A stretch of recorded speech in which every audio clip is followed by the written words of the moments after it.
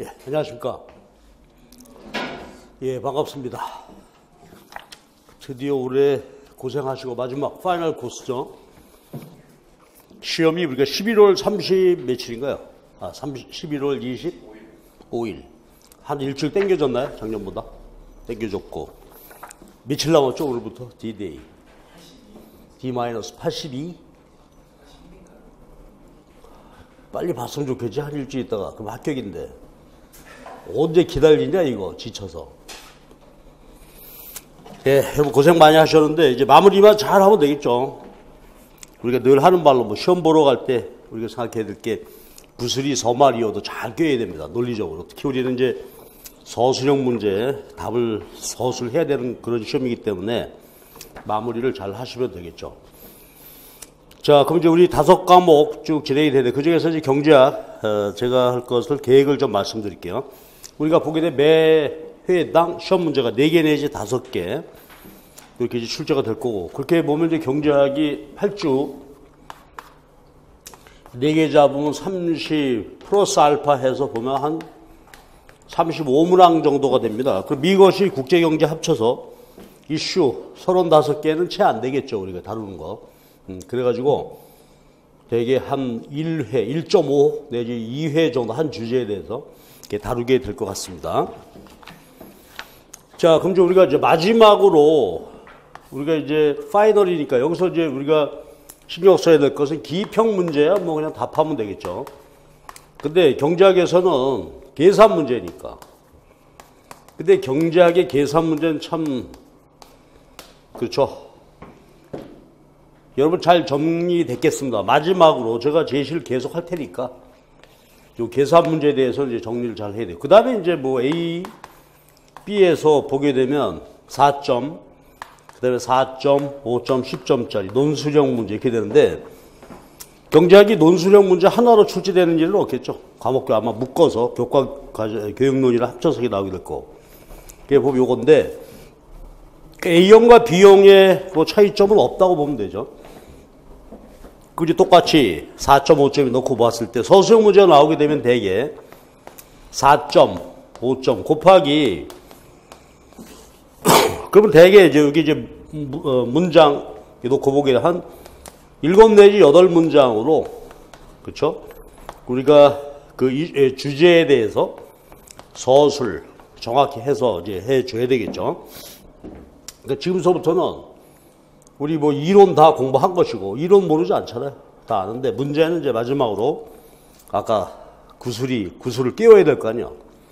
그 서술형 문제에 대한 연습인데 두 가지 강조하겠습니다. 요거는 말이죠.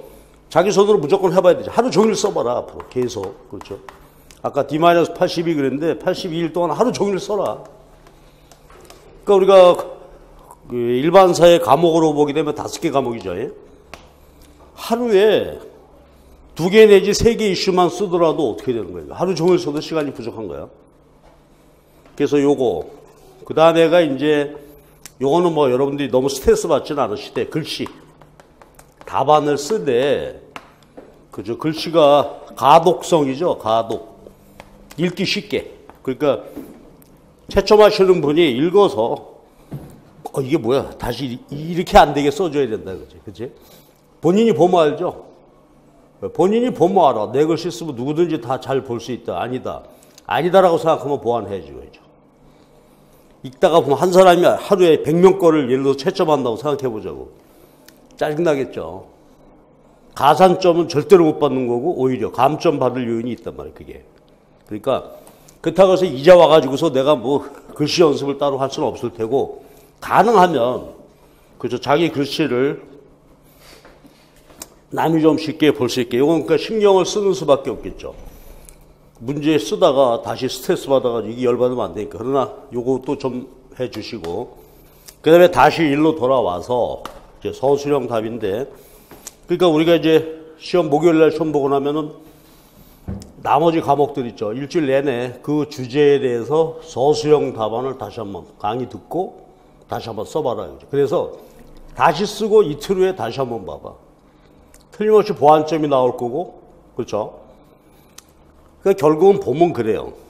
우리가 1년 내내 심지어 뭐 2년, 3년 공부해가지고 시험 보는데 어떤 주제에 대해서 후방불절 노동 첫 번째 나왔죠. 14년도에. 그 모르는 사람이 있겠냐고요. 그러나 틀림없이 변별력은 있다. 그 2점짜리 문제였는데 누구는 1점 받을 거라 이거예요. 또 어떤 문제가 4.5점 문제 나왔을 때 다 안다 이거죠. 다 아는 주제를 쓰는데 점수는 그렇죠. 5점 만점도 있을 거고 2점짜리도 있을 거다. 그지? 그러면 그거는 솔직히 말해서 본인이 안다고요. 본인이 알아. 쓰면서 아, 내가 만족스럽게 개념 정리 정확히 잘 돼서 잘 물 흐르듯이 썼다. 이냐 아니면 뭔가 잘 정리가 안 돼가지고 군더더기 필요 없는 말 계속 더 써보고 그랬느냐. 그건 본인이 알죠. 본인이 이미 채점이 된단 말이에요. 그러면 그거를 시험장에 가서 테스트할 게 아니라 미리 공부하는 과정에서 써보자 이거죠. 그래서 하루에 틀림없이 2 내지 3시간은 서술 하는 연습 그 시간을 가져가서 반드시 조용한 시간에 저녁에 하든지 뭐 아니면 오전에 하든지 잡아가지고 우리가 매주 이슈는 제공되고 있잖아요. 문제로서. 그럼 그 문제를 그대로 받아서 다시 한번 써봐라. 그리고 다시 한번 읽어봐요. 그러니까 봐요. 시험 현장에서 한번 보고 모의고사 보는 날 강의 듣고 다시 써보고 2, 3일 후에 다시 한번 말아요. 그러면 되지 않을까요? 근데 대개는 우왕좌왕 하다가 이것도 중요할 것 같고 저것도 중요할 것 왔다 갔다 하다가 하나도 제대로 안 하고 넘어가는 경우가 많아. 내가 볼 때. 그러니까 나의 팁은 일단 현장에서 한번 써보고 그래서 이제 문제가 생길 거란 말이에요. 그럼 이제 강의, 해설 강의 들으시고 그 다음에 요것을 다시 재작성하고 파이널로 본인이 채점해봐라. 다시. 그쵸? 이거 좀 미흡하지 않는가 하는 문제. 그래서 내가 늘 하는 말씀 그래. 이제 파이널이니까 합격해야 돼요.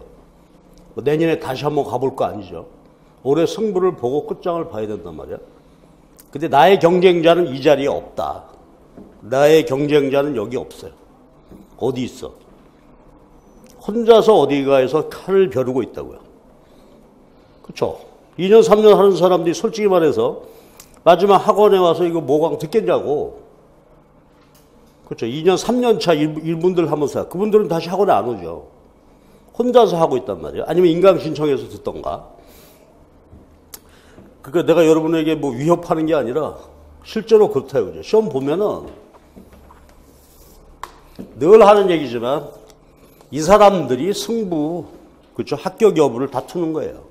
그러니까 평균적으로 내가 시험 쓰고 평균적인 점수 맞았다. 우리도 이제 평균 점수 나오겠죠. 여기서 흐뭇해하고 있다. 안타깝지만 이 점수로는 이분들은 절대로 합격할 수 없잖아. 이거를 기억하자. 그렇죠? 그래서 마지막이니까 내가 평균적인 답안 쓰는 것이 아니라 어때요? 최상의 엑스트라. 그렇죠? 아주 극치에 그러니까 100명 시험 봐가지고 4명 내지 5명 수준의 답안을 내가 쓰고 있는가. 이거 생각해 봐야 된다. 이거. 저는 이제 노량진에서 뭐 공무원하고 여러 번 하고 만나는데 결국 합격생은 이 사람들이야. 근데 이분들이 볼 땐 얘들이 눈에 안 띄인다고. 그지 안 보는 데서 혼자 공부하고 있는 거야. 그렇지? 가상의 적이 있다. 기가 막히게 쓰는 놈이 있다. 그렇죠? 똑같은 주제에 대해서도. 그러면 이것을 머릿속에 그리고 이 사람들이 쓰는 답안을 머릿속에 생각하면서 답안을 써라 이거죠.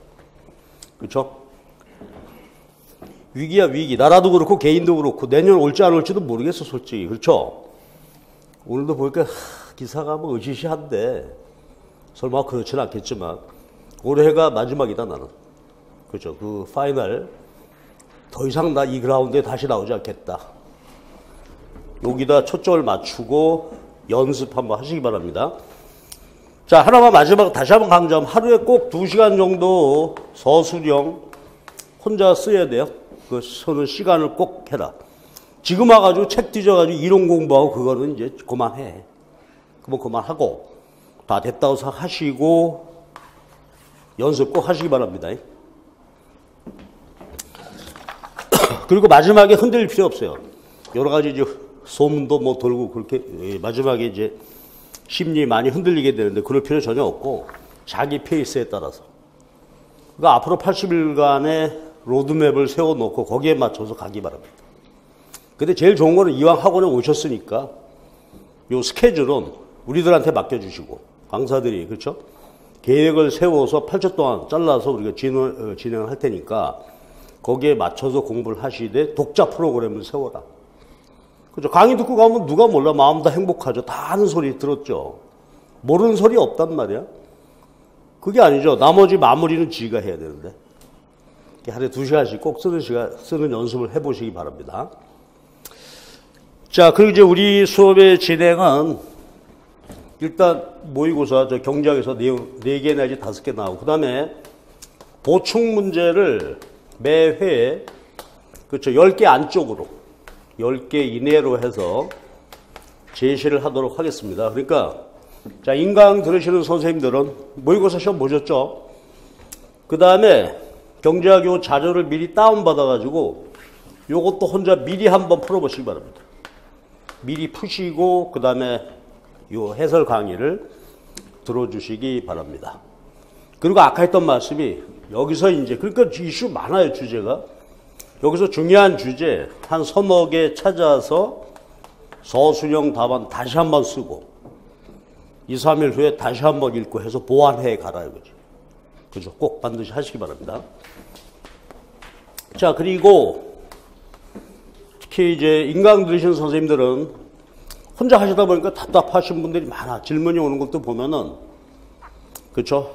그래서 우리 수업이 화요일 날 진행이 되는데요. 화요일 7시 이후 오시면 우리가 프리로 여러분 질문하실 수 있는 그런 기회가 될 테니까 꼭 오시기 바랍니다. 혼자 고민하시지 마시고 질문 있으면 뛰어와라 이거죠. 그렇죠? 와서 해결하시기 바랍니다. 그리고 따로 추가로 제가 그 1대1 질의응답 시간을 한번 제가 일정이 나는 대로 빨리 확정을 해서 올려드릴 테니까 그 시간 한 번 더 활용하시기 바랍니다. 그러니까 2번입니다. 요거 하고 요 시간을 내가 곧 바로 올려드릴게요. 요 시간 하고 해주시고 여러분도 물론입니다. 여러분도 오늘 수업 끝나고 그 다음에 혼자 하시다가 이 시간에 제가 말씀드릴 테니까 가서 질문하시기 바랍니다. 이거 첨삭해달라고 해도 괜찮아요. 나 이렇게 써봤는데 이렇게 써도 괜찮겠는가. 그렇죠? 그래서 하여튼 요 강의하고 그 다음에 우리 저 같은 강사를 잘 활용을 해서 시간을 최소화해야 되겠죠. 그래서 우왕좌왕하지 마시고 이 안에서 해결하시도록 한번 해보시기 바랍니다. 자, 다른 잔소리는 또 추가해서 계속 보시기로 하고 자, 오늘은 이제 첫 번째 주제 여기 보도록 합시다. 자, 오늘 이제 4개 문제를 제가 제시했는데 코즈 정리 문제와 그 다음에 A의 12번 문제 예, 요거는 일반적인 수요 공급 시장 분석에 관한 문제입니다.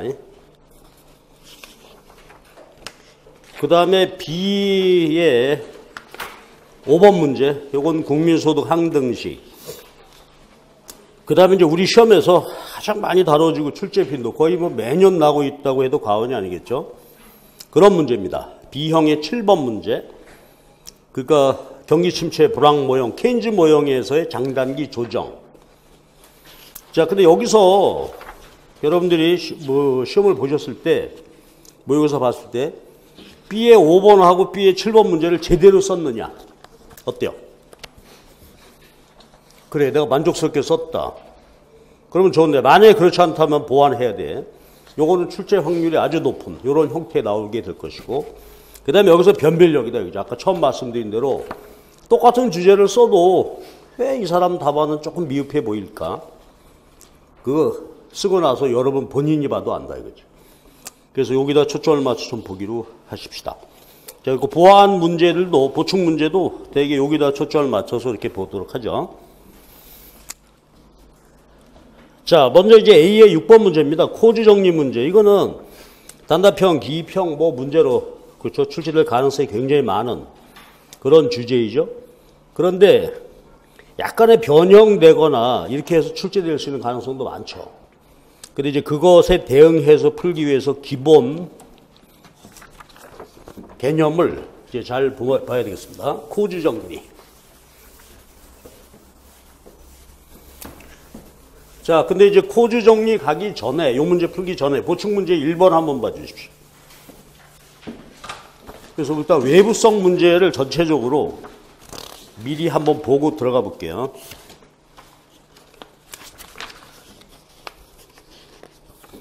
자, 이건 영원한 문제죠.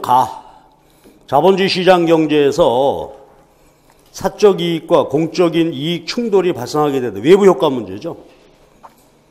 그래서 이제 외부성이라는 것은 다른 사람에게 이득을 주거나 손해를 주면서도 대가를 지불하고 지불받지 못하는 상태다. 그럼 여러 가지 비효율이 발생하게 되는데 근본적인 문제 제기 아주 기본 문제죠. 그래서 보충의 첫 번째 문제에 대한 이야기입니다. 자, 요거 연습장에다가 제가 요구하는 거 표현 한번 해 보시고 갑시다. 외부 효과가 존재할 때 생산과 소비 있을 수 있겠죠. 이때 그림 그려가지고 어떤 식의 비효율이 발생하는지요. 그림으로 정확히 용어, 개념 그림에다가 노테이션 써가면서 한번 그림으로 그려주십시오.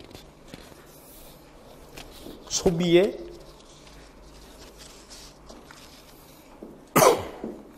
그 다음부터 수업 들어오실 때 연습장을 하나 마련해 가지고 오십시오. 그래가지고 써보고 버리면 되잖아. 자, 그럼 같이 한번 볼까요? 수요 공급입니다. 기본적으로 경제학에서 시장 경제에서 수요 공급은 뭘 반영을 하지? 완전 경쟁이라고 했을 때. 그렇죠. 소비자들의 수요 곡선은 그 소비자가 이 소비에서 느끼는 프라이빗 마지널 베니핏이죠. 사적인 한계 편익, 인디비주얼, 이거 시그마한 것이죠. 그래서 이게 뭐가 돼? 소셜 마지널 베니핏 되지. 그러니까 소비자들의 수요 곡선은 뭐라고? 한계 편익 곡선이다. 근데 개별 소비자 수평합했으니까 시장 수요 곡선은 소셜 마지널 베니핏, 우리말로 사회적 한계 편익. 그러면 말로 사회적 한계 편익이다 쓰고 여기다가 그쵸, 괄호 안에다가 SMB 써주라 이거지. 자, 그렇다면 공급 곡선은 뭐가 되지? 그렇죠. 모든 개별 기업들 AVC 곡선 위에 있는 MC 곡선이 공급 곡선이 되죠. 그렇다면 시장 공급 곡선은 어떻게 도출됐다? 개별 기업들의 프라이빗 마지널 코스트 수평 합이지. AVC 위에 있는 이게 뭐가 되겠어? 소셜 마지널 코스트가 되죠. 그럼 요거는 사회적인 한계 비용이다. 사회적 한계 비용인데 프라이빗 소셜 마지널 코스트가 되겠죠. 자, 그런데 생산이나 소비에 외부성이 없다면 어떻게 돼요? 개별 소비자들, 개별 공급자들 수평합하시니까 한 것이니까 이것하고 프라이빗하고 어때요? 똑같죠. 사회적인 비용과 사적인 비용이 다 똑같아진단 말이야. 근데 문제는 생산의 외부성이 있다. 자, 우리 아는 거 빨리 한번 해봅시다. 만약에 생산에 외부 비경제가 존재한다면 어떻게 되지? 또 외부 경제.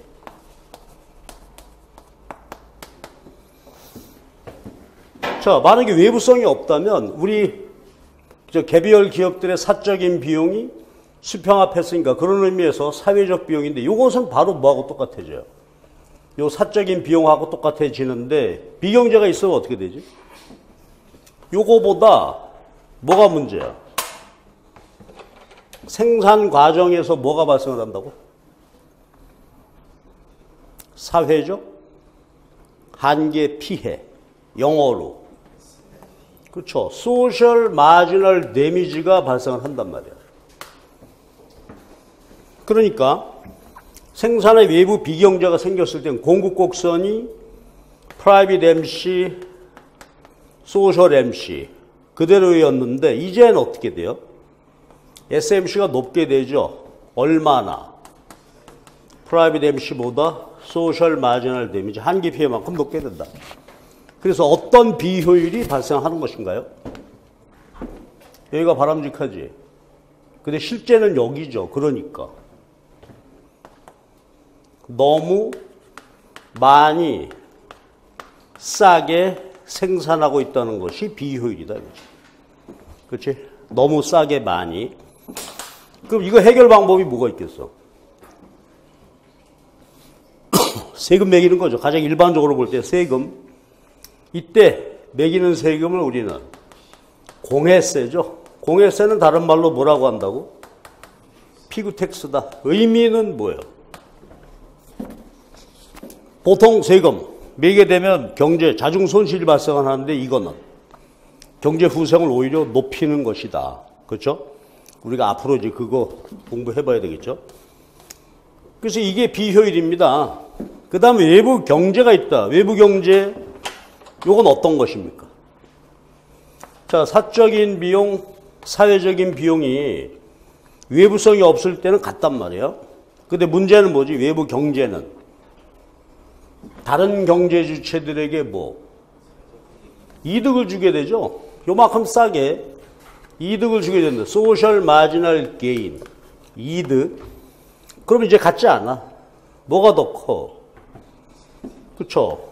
사회적 비용을 보게 되면 얘는 프라이빗 MC에서 소셜 마지널 게인을 빼줘야 되겠죠. 사회적인 한계, 이득. 그걸 해줘야 사회적 비용이 그만큼 낮아지게 되는 것이란 말이에요. 그러니까 뭐가 비효율이죠? 여기가 바람직한데 여기서 하고 있으니까 너무 조금, 그렇죠? 너무 조금 비싸게 생산하고 있다는 것이 비효율이다. 해결 방안 한 가지만 든다면, 그렇죠? 보조금 지급해라.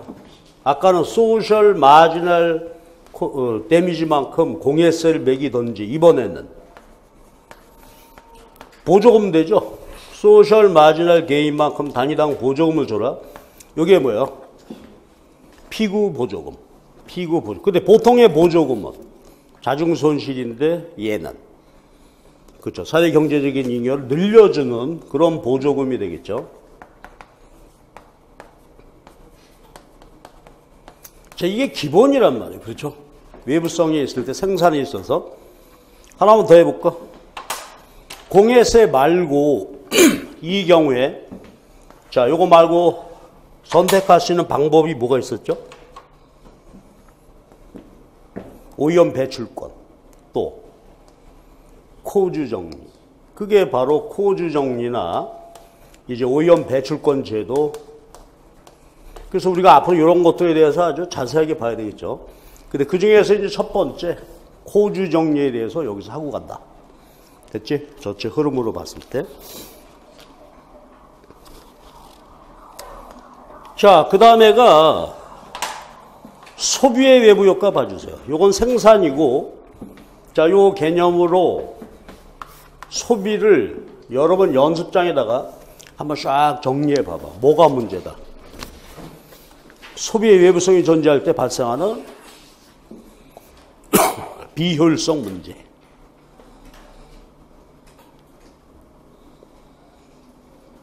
요거 하나만 한번 얘기해 보고 갈래? 소비의 외부성이 존재하면 뭐가 문제입니까? 자, 생산의 외부성이 존재할 땐 뭐가 문제가 되지? 사회적인 비용, 사회적인 이득이죠. 요건 전부 뭐야? 비용 또는 화폐액으로 평가할 수 있지. 화폐액으로. 근데 소비의 외부성은 뭐가 문제야? 다른 사람의 효용함수에 영향을 준다. 다른 사람의 효용함수를 변화시킨다. 이제 이론적으로 볼 때 그렇게 표현하죠. 그럼 다른 사람 효용함수에 영향 준다는 말이 뭐예요? 다른 사람의 효용을 높이기도 하고 다른 사람의 효용을 줄여서 불쾌하게 하기도 하고. 자, 그걸 용어를 정확히 구사해서 한번 써보십시오. 소비에 있어서 외부성, 외부 경제와 외부 비경제인데 정확하게 용어를 써서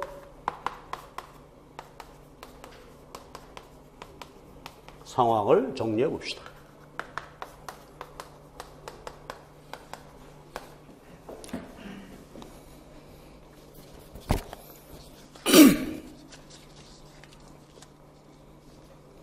담배 피우는 얘기 무지하게 나오죠. 담배 뭐지? 다른 사람의 효용을 불쾌감을 가져오게 된다. 그러면 자 정확히 한번 말해봐. 그럼 뭐가 문제야? Private marginal benefit, social marginal benefit이죠. 그러니까 다른 사람에게 전혀 피해 안 주고 혼자 가서 조용히 피우면 될 것을 공공장소에서 피워서 어떤 일이 생긴다고?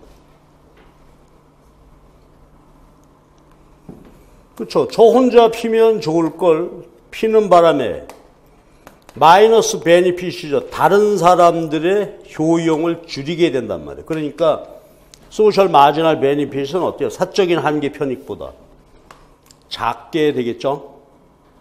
정확하게 이해해야 돼요. 그러니까 담배의 경우에는 저 좋아서 담배를 피우는데 인근 옆에 있는 분들이 기분 나쁘니까 사회적인 편익은 이거보다 작게 되죠. 그 결과 어떤 비효율? 담배. 너무 많이 비싸게 피우고 있다. 해결 방법은 부담금을, 그렇죠? 야, 너 담배 피워서 기분 나쁘니까 부담금, 그 책임 네가 져. 그 다음에 소비의 외부 경제, 이건 뭐지? 독감 예방주사. 그런 얘기를 우리가 많이 했었잖아요. 독감 예방주사 맞음으로 인해서 옆에 친구들이 이제 나 때문에 독감 걸릴 염려는 사라졌다. 그래서 그만큼 어떻게 돼요? 편익이 높아진 거지. 그러면 여기 한번 쫙 정리해 보시죠. 사회적인 편익인데 이제 같지 않아. 이게 더 크게 됐지. 왜? 저 좋아서 예방주사 맞았는데 이제 얘 때문에 옆에 사람들도 독감 걸리지 않는다. 옆 사람의 편익 덩달아 커지게 되니까 사회적인 편익이 사적 편익보다 커지게 된다. 따라서 바람직한 균형은 여기죠. 그런데 여기서 소비하고 있으니까 이건 어떻게 된다고? 너무 싸게 조금만 하고 있다는 것이 문제다. 해결 방법은 뭐지? 보조금 지급하자. 그렇죠? 보건소로 오세요. 독감 예방주사 싸게 맞게 해주겠다. 그렇지? 자, 이거 기본 중에 기본이죠. 근데 문제는 뭐냐 하면 이걸 말로 써줘야 된다는 소리죠. 그렇죠? 정확하게. 그러니까 요 중에서 하나 골라가지고 아무거나 오늘 저녁에 집에 가서 한번 써봐봐. 생산, 연탄 공장이다. 생산의 외부 비경제. 뭐가 비효율이냐 하는 것을 정확하게 여기 용어 써서 그렇죠. 그 상황을 표기해봐라. 그지? 3개 문장으로. 그게 우리의 결국 시험 득점은 거기서 하는 것이니까. 이거 모르는 사람 아무도 없다. 근데 우리가 이걸 한번 다시 해보면서 요거를 사실관계를 정확히 기록을 해보자 이거지. 자, 그럼 이제 아까 얘기했던 대로 공예세 매기는 거, 배출권 문제 등등은 앞으로 이제 우리가 다루기로 하고, 여기서 이제 코즈 정리다 이거지. 자, 그럼 코즈 정리는 법적인 접근 방법입니다. 그러니까 가해자와 피해자가 있다. 생산이건 소비건 간에, 그렇죠? 있을 때 어떤 법을 만들어주면 양 당사자들이 서로 협상으로 해결할 거다. 협상으로. 근데 여기서 재밌는 점은 뭐죠? 보통 피해자에게 청구권이 있어가지고 너 하지 마. 너 버리지 마. 버리려면 나를 보상해줘. 이것이 이제 온당한 일인데 어떻게 더 좋다고? 가해자에게 청구권을 줬다. 버리는 놈이 야, 나 버리면 너 피해보니까 안 버릴게. 돈 내놔. 담배 피우는 놈이 너 피우니까 기분 나쁘지? 안 피울게. 돈 내놔. 그럴 수도 있다는 얘기죠. 그래서 코즈 정리 얘기입니다. 그러면 이왕 왔으니까 여기부터 먼저 한번 해볼래? 도도와 미아.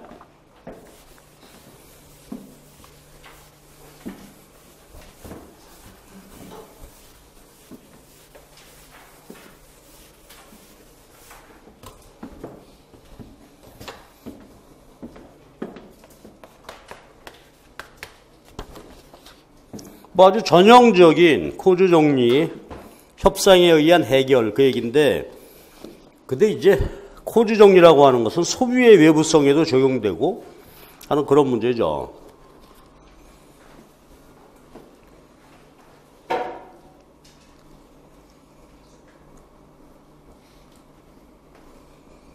도도는 고등학생이고 미아는 음대생이고 뭐 그런 거. 하여튼 미아 때문에 얘가 공부를 제대로 못해.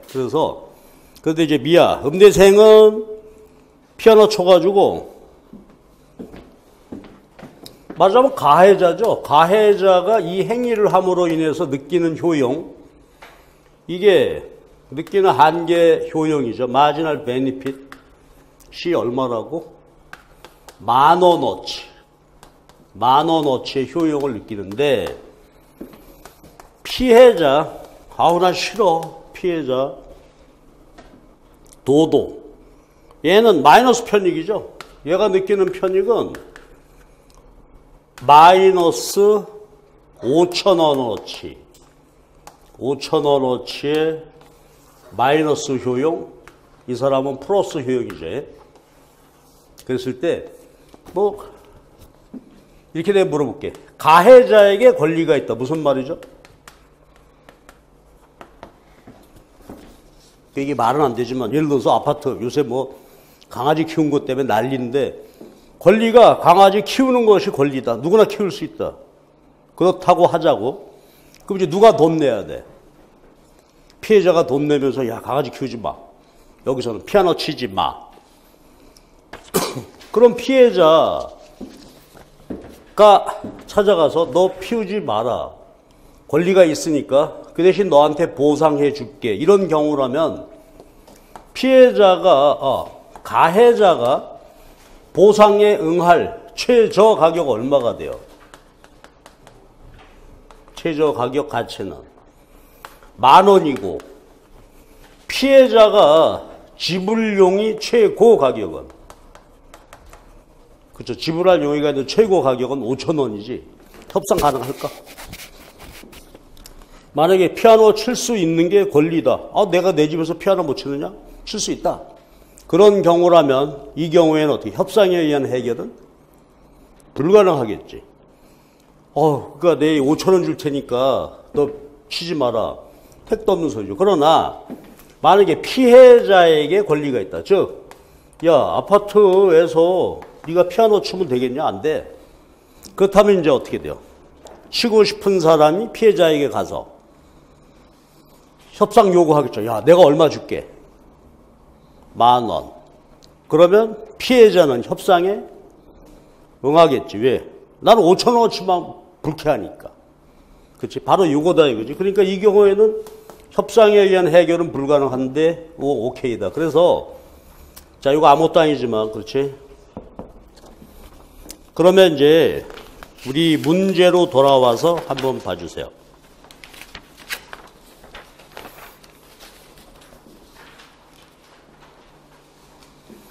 음악이야, 음악. 음악을 뭐 틀고 어쩌고저쩌고 되는데, 이렇게 물었어요, 내가. 코드 정리에 따른 협상 결과를 두 가지로 나누어 쓰세요. 어떻게 잘 썼어요? 두 가지로 나누어서. 그 두 가지로 나눠서 하는 얘기지. 얘기는 누구죠? 법적 권리가 누구에게 있느냐에 따라서 검토해봐라 이거지. 자, 권리가 김 씨에게 있을 때, 즉 뭐야? 나 음악 듣는 게, 그렇죠?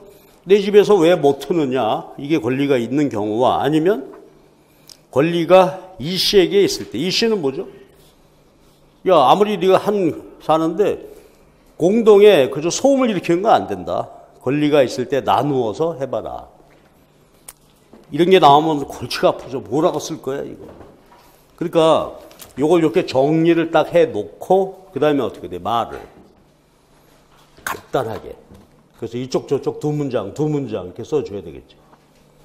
잘 썼어요? 한번 해봐봐, 지금. 잘 썼으면 만족하고, 아니면 어떻게 할 거냐.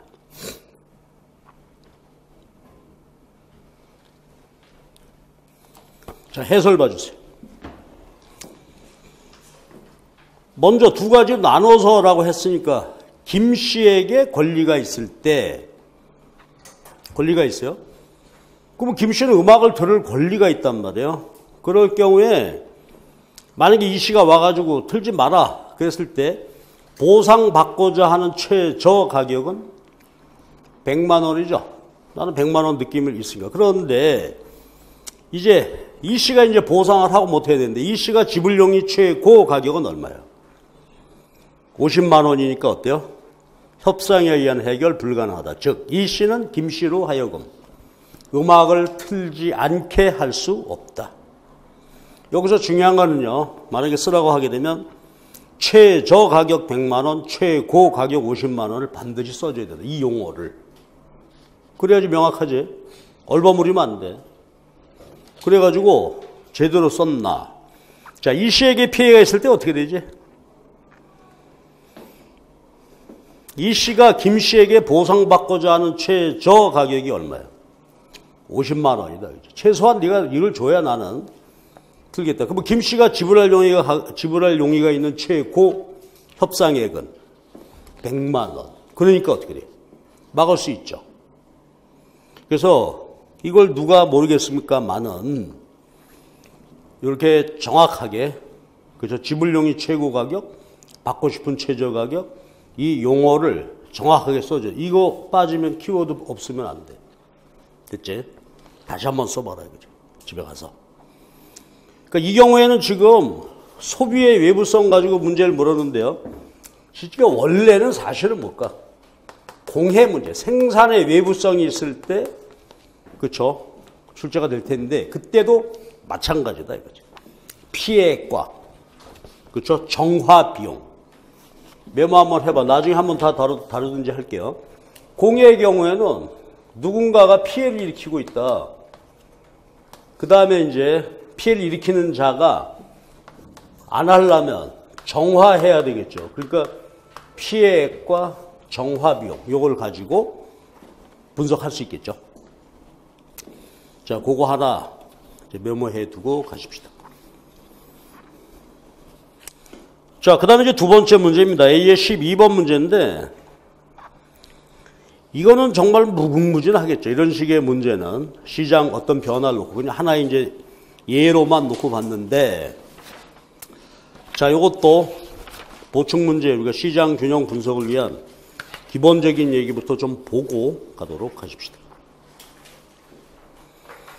그래서 제가 보충 문제 2, 3, 4, 5 요 제시를 쭉 해놨는데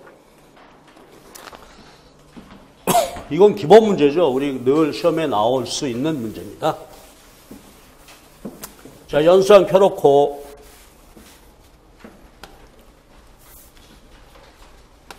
2번 문제 계산 문제입니다. 3번 문제 계산 문제. 네, 아무 소리 안 할 테니까 바로 한번 풀어보시죠. 미리 다 풀어보셨죠? 예? 특히 인강 들으시는 선생님들은 답이 바로 나오던가요? 계산 문제. 이건 기본이야. 이건 절대로 시험 문제 안 나와. 그러나, 그렇지.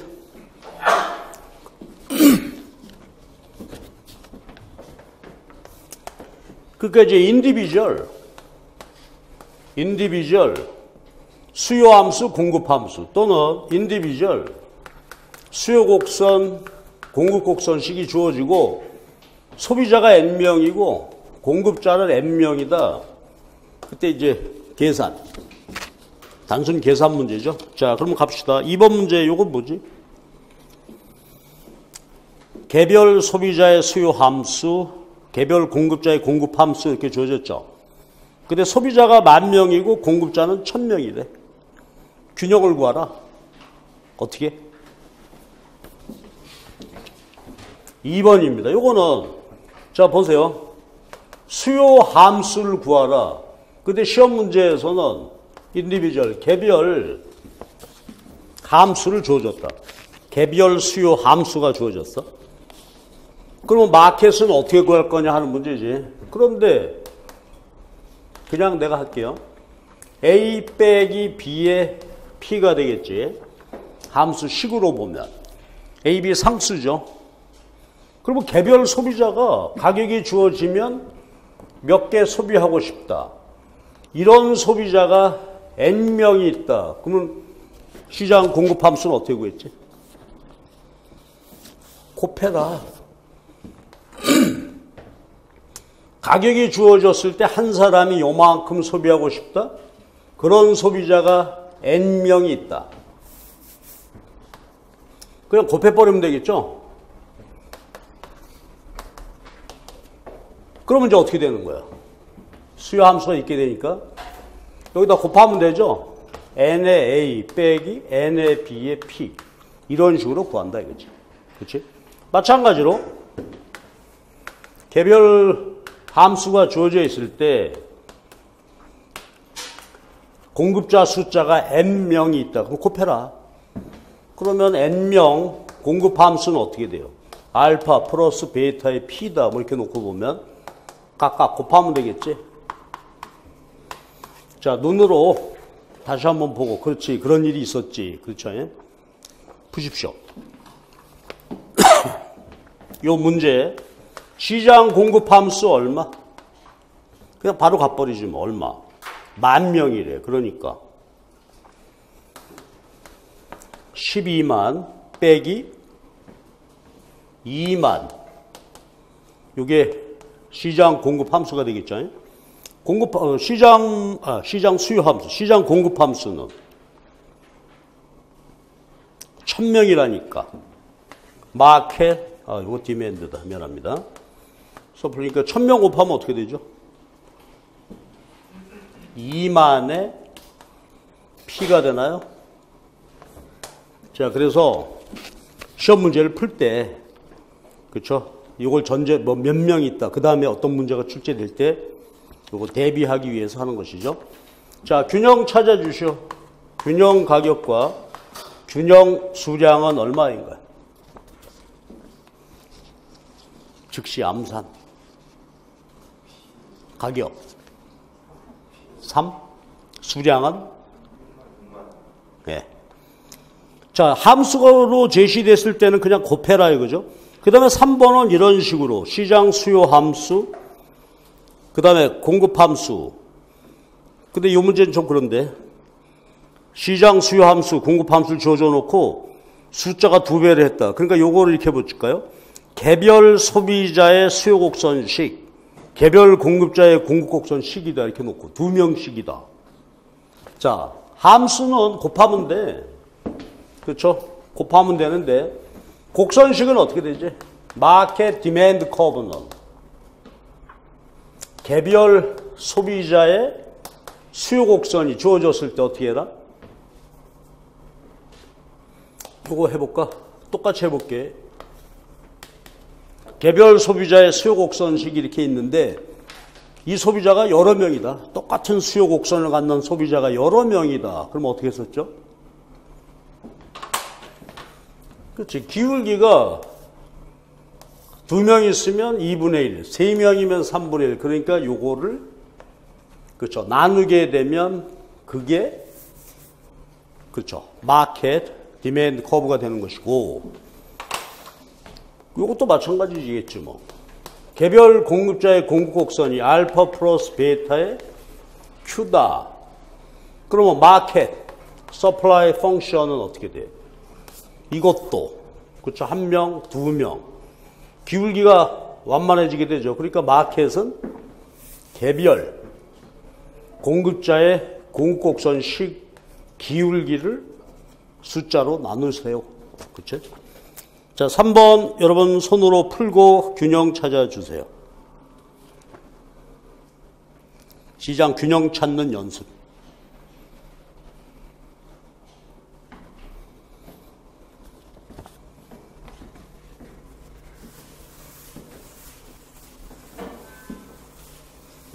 자, 요건 그래서 우리가 이제 마지막에 한번 확인해 보는 거고요. 계산 문제 혹시 나올 때 연습하기 위해서. 그래서 함수식은 소비자 숫자대로, 소비자, 공급자 숫자대로 곱하고, 곡선식은 기울기 완만하게 해서 구해서 하면 되는 것인데, 그 다음에 이제 4번 같은 문제가 요새 다른 시험에서 출제될 가능성이 있는 거예요.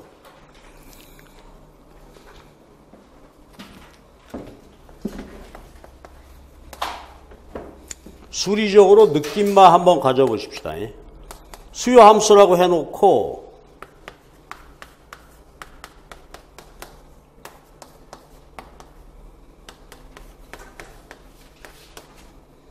함수식은 뭐 얼마든지 다양하게 제시될 수가 있겠는데, 자, 이것에 관한 얘기는 이거지.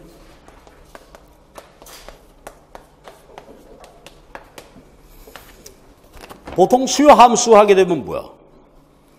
가격과의 관계만 보기 쉬운데 그렇지 않다. 가격 말고도 여건이라는 게 있죠. 여건. 여건이 이제 다른 재화죠. 다른 재화, 그 다음에 소득, 그 다음에 여러 가지 뭐 예상, 그렇죠? 등등 이렇게 있게 되는데, 이게 함수식으로 이렇게 표현돼서 나올 수가 있다. 한 번만 보고 느낌을 한번 가져보자 하는 얘기지. 자, 그럼 이런 얘기입니다. 여기 우리가 통상 수요 함수죠. 가격과 수요량의 관계, X제. 그런데 이제 Y제, Z, 요것이죠. 그랬을 때 관련재화의 가격이지. 관련재화의 가격과 X제, 수요 관계에 의해서 대체제, 보완제인데, 자, 이 경우 Y제는 X제와 어떤 관계다? 그래서 우리가 보통 이제 수리적으로 보면은 이 수요 함수를 Y제 가격으로 미분해라. 편미분. 편미분 값이 얼마죠? 플러스다. 그럼 무슨 말이야? Y 가격이 오를 때 X 수요가 증가하고 내리면 같이 감소하니까 얘는 대체제다. 그렇죠? 대체제가 되는 거고. 자, FPZ입니다. 편미분. 근데 이 경우에는 얘가 수학으로 나오는 거 골치 아프다 이거. 그럼 얘를 써보면 요게 되겠죠? 마이너스가 1이 된단 말이야. 함수식을 보면. 그럼 편미분값 얼마가 돼? 그러면 편미분값이 마이너스가 나오면 어떻게? Z지. Z가 오르면 X 수요가 감소하겠죠. 변화 방향이 반대다. 그러면 얘는 보완제. 얘도 FI 하게 되면 미분하면 얼마가 되죠? 역시 마이너스 1 되겠지. 그러니까 소득이 증가할 때 수요가 줄게 되는 거니까 열등제가 되겠죠. 열등제. 자, 그래서 우리가 이제 함수식이 이렇게 나왔을 때, 그렇지? 나왔을 때, 요 식으로 보고 대체제, 보완제, 판별, 뭐 이런 식의 연습을 그냥 한번 해봤습니다. 근데 우리가 보통 이제 함수식으로 이렇게 제시됐을 때, 요것의 의미죠. 앞에 부호가 중요한 의미를 갖게 되죠. 변화 방향 이렇게 보고 분수식이 나오게 되면 그냥 뭐 미분 안 해봐도 어떻게 돼? 분모가 커지면 얘가 커지게 되면 전체 값은 줄어들게 되니까. 그죠? 그냥 그렇게 논리적으로 해석해서 해도 되겠죠. 그래서 이런 식의 문제가 나올 수 있겠다. 그래, 하나 내가 같이 보자. 혹시 대비하기 위해서 했고요. 그 다음에 5번 문제는 이걸 그림으로 했지. 함수식으로 제시를 하지 않고 그림으로. 자, 그럼 볼까요?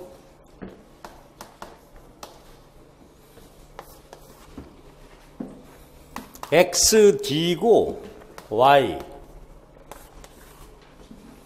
XD, X 디맨드, Z지. 그런데 얘는 이거고 얘는 이거다. 그러니까 아까 여기서 한 것을 그림으로 이렇게 보여준 것에 불과하죠.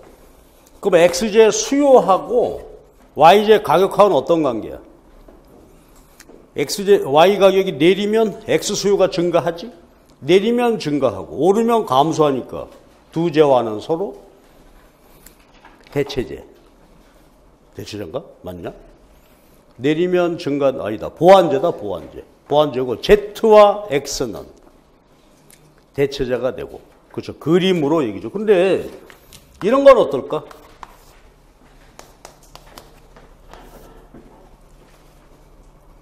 정상제죠. 정상제. 열등제죠. 근데 그림으로 예를 들어서 이런 식이면 어떻게 될까? X1D, X2D. 뭐 예를 들어서 이런 식으로 해놓으면 소득이 증가할 때 X 수요가 증가하죠. 둘 다 정상제인데 정상제도 다시 둘러볼 수 있어요. 사치제냐 필수품이냐. 어느 건 필수품이고 어느 건 사치제에 가깝겠다. X. 2는 탄력적, 비탄력적. 탄력적. 따라서 사치품. 그러니까 얘는 말이죠. 소득이 증가해봤자 별로 많이 안 증가해. 필수품에 가까울 것이고 얘는 소득이 좀 증가하면 왕창 증가하고 줄면 그러니까 사치품. 그렇죠. 필수품. 그래서 재화의 속성을 함수로도 그다음에 여러 가지 그림으로도 해 볼 수 있는데 그죠. 간략하게 내가 한번 표현해 봤어요.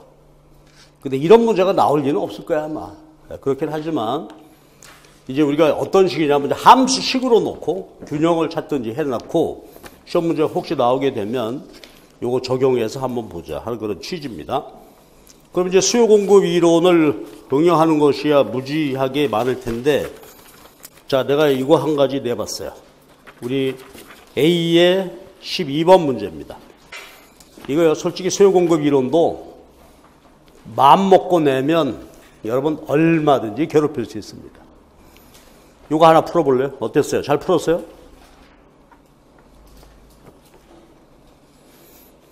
그래 네가 한번 마음 먹고 내봐라. 그걸 시험 문제라고 냈냐? 그럴 수도 있겠죠. 근데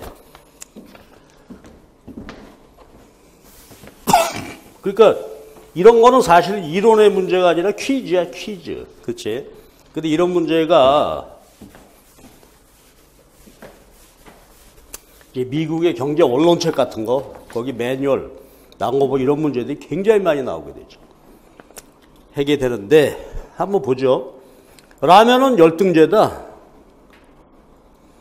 근데 중국 갈등에 따라서 수출이 줄고 경기가 불황을 겪고 있다. 그래서 국내 소비자들 소득이 줄고 있다. 자, 이게 하나의 상황이고 근데 대체제 쌀값은 아주 많이 내리고 있다.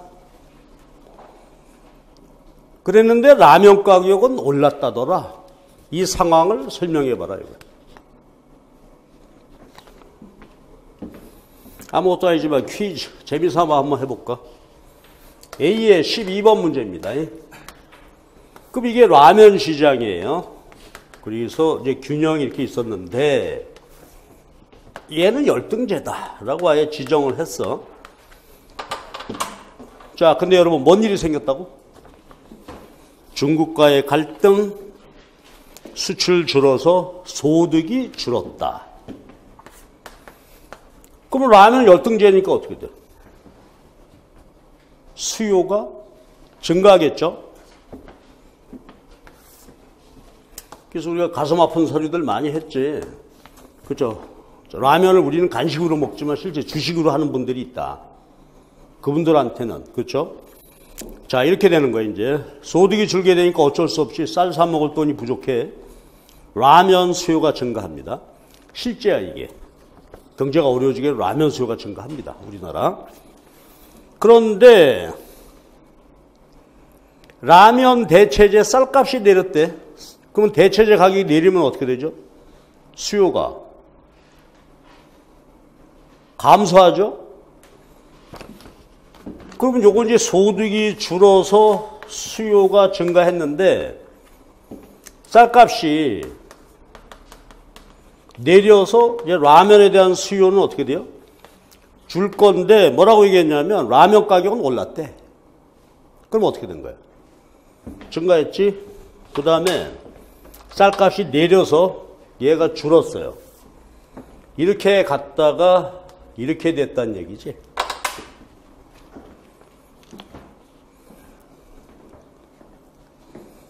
됐죠? 그런데 이제 질문은 뭐지? 라면 시장의 잉여가 어떻게 됐겠냐? 그럼 여기서 특별히 소비자 생산자 안 했으니까 경제적 잉여라고 보면 되겠죠? 그러면 전체적으로 볼 때 어떻게 돼? 라면 시장의 최종원 수요가 증가했지. 그러니까 경제적 잉여는 증가했다 이거지. 그렇죠? 그래서 이게 잉여야. 그런데 결과적으로 볼 때 새로운 균형은 여기란 말이야. 그러니까 새로운 잉여는 이 면적이 되겠죠. 그래서 이 면적만큼 경제적 잉여가 증가한 셈이 된다 하는 이야기지. 그렇지? 그래서 요거는 그냥 하나 맛배기로. 그러니까 이런 식의 문제는 그렇죠? 뭐 얼마든지 낼 국제시장 뭐 이게 노동시장이라든지 이렇게 더 치워서 낼 수 있는데 하나 그냥 아이디어로서 그 경제학은 맘먹고 내려면 뭐 얼마든지 내는 겁니다. 시험 문제. 그래서 여기까지 보셨습니다. 자, 그러면 요 1시간 잠깐 쉬었다 할 건데 다시 한번 정리해 보십시다.